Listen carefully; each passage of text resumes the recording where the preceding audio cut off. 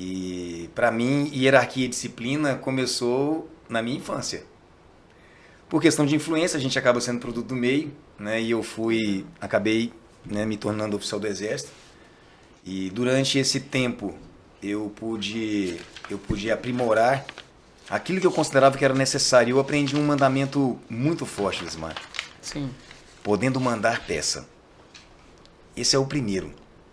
E é muito pouco provável que você consiga a adesão das pessoas em torno de algo, de um objetivo, de um propósito, sem que você se mostre capaz, não necessariamente de fazer a mesma coisa, mas de conseguir fazer com que as pessoas se reconheçam capazes e que elas possam fazer. Acho que já virou frase até de para-choque de caminhão. Líder não é aquele que aperta parafuso, mas aquele que convence a equipe a apertar por ele. Então olha o poder do convencimento, olha o poder da persuasão. Agora, nós não nos tornamos líder por acaso. Ninguém é auto-intitulado, você é reconhecido. Então assim, não no sentido de aula, mas mais no sentido de depoimento. A minha transição, eu saí do meio militar e fui para o meio civil, porque por ser oficial temporário eu tinha até 9 anos para permanecer. Que é o estilo de liderança bem diferente, né? Muito diferente. Do mundo empresarial. Muito diferente. Então, lá dentro eu tive a oportunidade de me diferenciar. Porque eu comecei eu fiz faculdade enquanto militar, eu comecei a dar aula na faculdade enquanto militar, e talvez essa janela de abertura com o meio civil me possibilitou um reenquadramento. Por quê?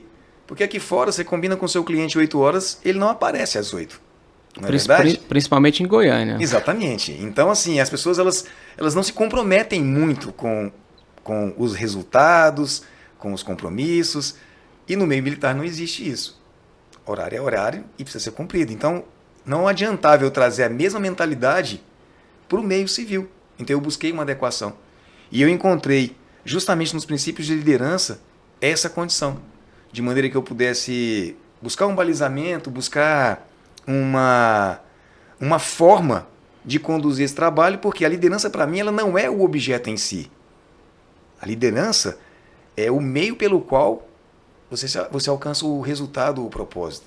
Então, o foco sempre vai ser o propósito ou o resultado. Agora, o que você usa para fazer isso, para mim, no caso, é a liderança. E como identificar esse propósito nas pessoas? Vou fazer uma pergunta para você. Eu te acompanho, você é um consultor renomado, você atende várias pessoas, a Heloísa lida todos os dias com clientes, né, com fornecedores. As pessoas sabem exatamente o que elas querem? A maioria não. A maioria não sabe. As pessoas sabem das suas reais capacidades? Não. A maioria não. Então eu vou dizer para você que nós somos sempre contratados pelos nossos currículos, mas nós somos desligados pelos nossos comportamentos. Essa é uma frase já conhecida no meio empresarial. Acho que a gente pode encerrar já o podcast aqui, com essa aula aqui. Nós somos sempre desligados pelos nossos comportamentos. Show. Então, assim, eu imagino que o sonho de toda e qualquer empresa é que os seus gestores também sejam líderes. Porque uma coisa é você ser gestor intitulado pelo cargo, e a outra é você ter, além disso, você ter a capacidade de reconhecer nas pessoas as suas capacidades. Eu vou usar a expressão deficiência, mas você pode trocar por oportunidades de melhoria, certo? Mas eu reconheço as potencialidades, reconheço as oportunidades de melhoria, mas mais do que isso, eu consigo manter os direcionadores.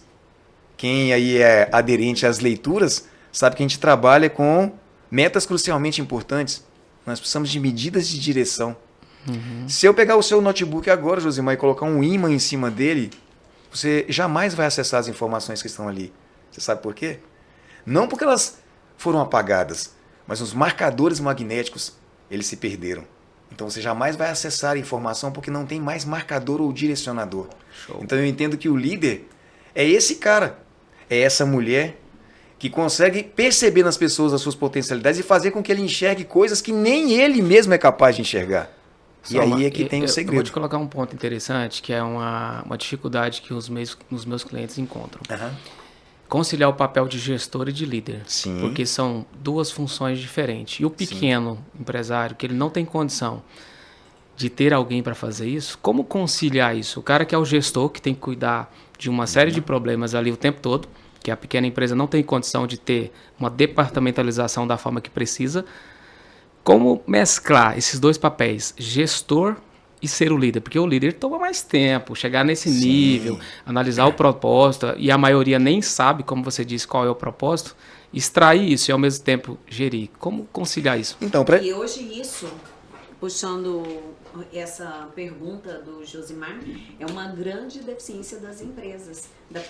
Até empresas grandes hoje têm essa dificuldade. Sim. Então, assim, eu percebo que empresas hoje eles têm essa dificuldade de separar a liderança, a gestão, separar como que o cara...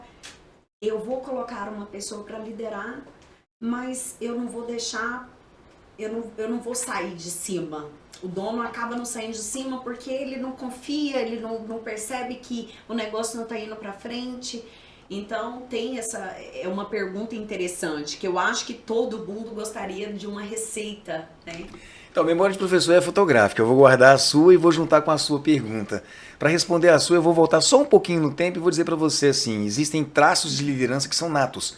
Por exemplo, o que é que determina uma criança de 6 anos que nunca frequentou uma escola, nunca leu nada sobre liderança e ela domina o ritmo do jogo? Ela põe o pé em cima da bola e diz, agora não vamos jogar bola mais, a gente vai andar de bicicleta. E todo mundo vai atrás dele. Essa liderança nata veio com ela. Agora, e aí? Então, se Deus não abençoou todas as pessoas da mesma forma, para ter essa questão de liderança, a gente não pode desenvolver? Pode. Basta que eu tenha interesse. Então, o que eu vejo no pequeno empresário, principalmente, e aí mesclando com a sua pergunta, Elô, que é a questão cultural, principalmente em Goiânia, marcado por empresas basicamente familiares. Você, como gestor, quantas vezes você propôs um comitê de gestão, que é uma equipe profissional entrando para gerenciar uma empresa e o gestor aceitou com facilidade? Ele não aceita. Por quê? Porque ele tem medo de perder o quê? A única coisa que ele não tem, que é poder. O poder, ele não vem pela liderança em si, porque liderança imposta é tirania. Sabe? Então, assim, o que eu vejo? Que hoje, nós, eu, você, que trabalhamos com consultoria, principalmente com foco em micro e pequenas empresas, o gestor, e você usou uma expressão antes da gente começar aqui, para que ele se especialize naquilo que ele é bom. Então ele pode sim manter a gestão do negócio ou buscar a elevação de capacidades internas, de maneira que as pessoas que ocupem cargos de gestão se tornem seus gestores e líderes, ou buscar um apoio de consultoria especializada, de maneira que essa consultoria, a par do levantamento, da anamnese inicial, que ela possa então conduzir esse trabalho de preparação, desafogando o principal gestor para que ele possa pensar em novos negócios. Pela sua experiência, você não acha que o que mais atrapalha esses empresários, esses gestores, é o orgulho? Sim. Pelo pensamento familiar? Em 20 anos de consultoria, Josimar, eu só encontrei um que disse para mim, se precisar tirar a minha mesa, tira. Se precisar tomar a minha sala, toma. Mas eu quero resultado. Mas uma esse, vez. Com certeza ele deve... Ele tem uma história de vida bem complicada. Mas foi em 20 anos de consultoria, né? Em 20 anos. Exatamente. Então, assim, eu concordo contigo. É uma cultura que precisa ser quebrada, é uma cultura que precisa ser lapidada. Não é uma tarefa fácil, porque eu vejo assim, o meu trabalho hoje como consultor, imagino que o seu também seja, eu preciso desafogar o principal gestor para que ele possa pensar no negócio dele. Ele precisa ter tempo de qualificação. Heloísa, várias pessoas estiveram debaixo do pé de maçã, mas somente uma perguntou por que a maçã caía. Então, o que a gente perdeu com o passar do tempo foi o poder de contemplação. Os gestores não conseguem contemplar nem a própria equipe. Ele não tem tempo, né, então, para pensar sobre o negócio dele. Ele vai desenvolver liderança. Liderança, a pessoa ela tem que ter uma gestão, uma governança da própria vida, né? Então, assim, ser líder, ele tem que ser exemplo, ele tem que ser o cara que... Eu não falo que é só motivador. Sim. Você tem que... Igual eu tive um gestor de a penúltima empresa que eu trabalhei, ele não era meu gestor direto, mas ao olhar a postura, a conduta, a expressão corporal dele, eu já falava, nossa, esse cara, eu quero ser igual. Então, por quê? Porque até a forma de expressar, a expressão corporal era diferente. Olha só que interessante. A liderança pelo exemplo é a melhor que tem, né? Cara, é a mais fácil. A mais fácil. Vamos usar Jesus. Mas antes, para mim não perder o gancho, antes que você fala de Jesus, você me fez recordar um cliente que já deve ter acontecido com você. O cliente chegou em mim e disse o seguinte: Josimar, você vai fazer a consultoria aqui, mas você não pode mandar aquele cara embora, que é meu irmão, você não pode fazer aquilo. Eu falei assim, você está me contratando para quê? Me desculpe, mas eu não vou fazer a consultoria para você. No começo, quando eu formei, eu queria pegar tudo. Hoje eu aprendi. Sim. Que tem pessoas que eu não sou pastor e nem pai de santo, não vou fazer milagre. Então, se eu for chegar na empresa do cara e ele achar que eu vou fazer, não. É 90% ele, 10% eu. Eu acho que o Josimar vai lembrar, ele foi meu aluno numa disciplina chamada Administração do Relacionamento com o Cliente. Sim. Capítulo 7, selecionando clientes que verdadeiramente interessam. Sim. Tá aí, você acabou de aplicar. Mas no começo, a gente tem aquela ânsia, o Soma, de ser aceito no mercado, e você comete um erro muito grave. Você está ali com um conteúdo à flor da pele. E aí você vê o seu amigo que tem empresa, o seu primo, o seu tio com um monte de problema. Aí você chega na ânsia de ajudar e você não faz esse filtro. E às vezes a pessoa não está preparada, ele não está aberto para receber a consultoria, não vai ter resultado, vai queimar o seu trabalho e vai falar mal de você.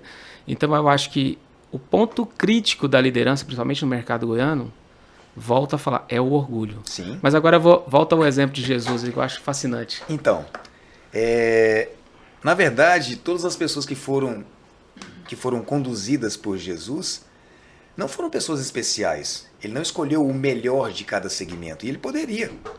E aí eu até assisti uma palestra um tempo atrás, dizendo que se Jesus quisesse montar a melhor panificadora, ele poderia, porque ele multiplicou pães. A melhor peixaria, porque ele multiplicou peixes. E ele não escolheu pessoas porque elas tinham características especiais. Ele olhou pelo coração das pessoas. Então hoje, o Stephen Covey, ele talvez seja a maior autoridade em liderança pelo coração. E uma vez eu falei isso numa palestra, me perguntaram, ele era cardiologista? Foi uma piada muito sem graça. Ele só praia, que você entende, era da saúde. E aí eu disse assim, não, ele não era cardiologista, mas ele disse o seguinte, como a liderança não é imposta, ela precisa estar na pré-existência. Então, por exemplo, para que você aceite os meus princípios de liderança, você precisa preconceber. Então, quando eu não aceito isso, quando eu não aceito a liderança, e pegando o gancho da Ilô, ela falou sobre a questão da postura, ela observou postura. Talvez você observe inteligência. Eu vejo